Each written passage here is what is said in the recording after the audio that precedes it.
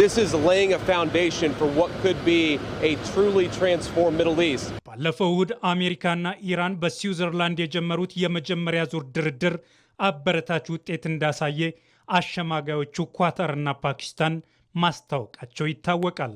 በአሜሪካና በኢራን መካከል ለአራት አስርት ዓመታት የዘለቀውና መላውን መካከለኛው ምስራቅ ለስቃይ የዳረገው የፖለቲካ ቁርሾ አዲስና ያልተጠበቀ የዲፕሎማሲ ምዕራፍ ከፍቷል። ዋሽንግተን በቴህራን ላይ የጣለችውን የነዳጅና የፋይናንስ ማዕቀብ ለ60 ቀናት ያነሳች ሲሆን በስዊዘርላንድ ተራሮች የተጀመረው የሰላም ጭላንጭል ግን አሁንም በጥርጣሬና በፈተና የተሞላ ሆኗል።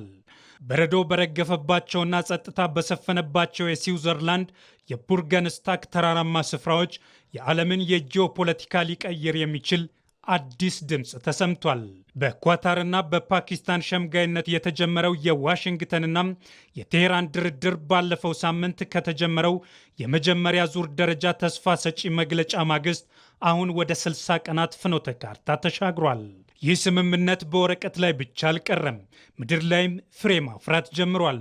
በሊባኖስ ምድር ለወራት የዘለቀውና በሺዎች የሚቆጠሩ ንጹሐንን የቀጠፈው የእስራኤልና የሂዝቦላህ አስከፊ ውጊያ ጋብ ማለት ችሏል። በዓለም የንግድ መስመር ላይ ትልቅ ስጋት ደቅኖ የነበረው የሆርሙዝ ባህረ ሰላጤ አሁን በቀጥታ የኮሙኒኬሽን መስመር አማካኝነት ለነዳጅ ጫኝ መርከቦች ሰላማዊ መተላለፊያ መሆን ጀምሯል።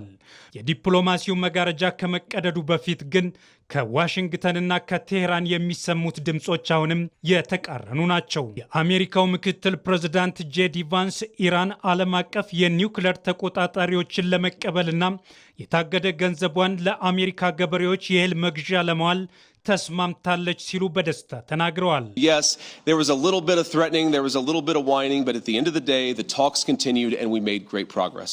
ፕሬዝዳንት ዶናልድ ትራምፕ በበኩላቸው ኢራን በስምምነቱ ካልተገዛችና ካልታዘዘች ማድረግ ያለብኝን ከማድረግ ወደ ኋላ ልልም ሲሉ ግልጽ ማስጠንቀቂያ ሰጥተዋል። If Iran doesn't live up to their agreement or if they're not behaving, I will do what I have to do. በአንጻሩ ግን የኢራን የውጭ ጉዳይ ሚኒስትር ቃል አቀባይ እስማኤል ባጋይ ስለ ኒውክሌር መርሃ ግብራችን የተነጋገርነው ነገር የለም ሲሉ የአሜሪካንን መግለጫ አስተባብለዋል። The other side was obliged to compel those under its influence, specifically the Zionist regime, to cease fire in Lebanon. Money that's being unfrozen is going to be used to buy food, and the food's going to be bought exclusively through the United States from our farmers. የኢራን ማዕከላዊ ባንክ ገዢ አብዱል ናስር ሄማቲም የታገደው የኢራን ቢሊዮን ዶላር ለአሜሪካ ገበሬዎች ብቻ ይውላል መባሉን ውድቅ በማድረግ ሀገራቸው የፈለገችውን ዕቃ እንደምትገዛበት አስታውቀዋል። ይህ የቃላት ፍልሚያ ስምምነቱ ምን ያህል አስተማማኝ አለመሆኑን ያሳያል። እውነታው ግን ከፖለቲካዊ ንግግር በላይ የጠጠረ ነው። የአሜሪካ የፋይናንስ ሚኒስቴር ለ60 ቀናት የሰጠው ጊዜያዊ ፈቃድ ኢራን ነዳጇን በነፃነት እንድትሸጥና እስከ 3 ቢሊዮን ዶላር እንድትሰበስብ ይፈቅዳል። ይህ ፈቃድ ዘላቂ ከሆነ ደግሞ ገቢው በ10 ቢሊዮን የሚቆጠር ዶላር ይሆናል። ነገር ግን ከ1979 የኤምባሲ ታጋቾች ቀውስ ጀምሮ የተገነባውን እንደ ቋጥኝ የተደረደረውን የአሜሪካ ማዕቀብ በአንድ ጀንበር መፍታት አይቻልም። ሌላው ትልቁ ስውር ተግዳሮት ደግሞ የዓለም አቀፍ ኩባንያዎችና ባንኮች ፍርሃት ነው። ለ40 ዓመታት ከኢራን ጋር የተነካካ የተቃጠሉ የተባሉት የዓለም የፋይናንስ ተቋማት ማዕቀቡ ነገ በድንገት ቢመለስስ በሚል ስጋትና ከተጎጂዎች በሚነሱ የሕግ ክሶች የተነሳ ወደ ቴህራን ገበያ ለመግባት ፈጣን እርምጃ አይወስዱም። ያም ሆኖ ግን ይህ የ60 ቀናት ረፍት ለዓለም ኢኮኖሚ ትልቅ እፎይታን ፈጥሯል። በጦርነቱ ምክንያት ክፉኛ አሻቅቦ የነበረው የዓለም የነዳጅ ዋጋም መውረድ ጀምሯል። በሊባኖስና በሆርሙዝ ባህረ ሰላጤ አካባቢ የነበረው የጦርነት ድባብ ጋብ በማለቱ ለጊዜውም ቢሆን ሰላምን አምጥቷል።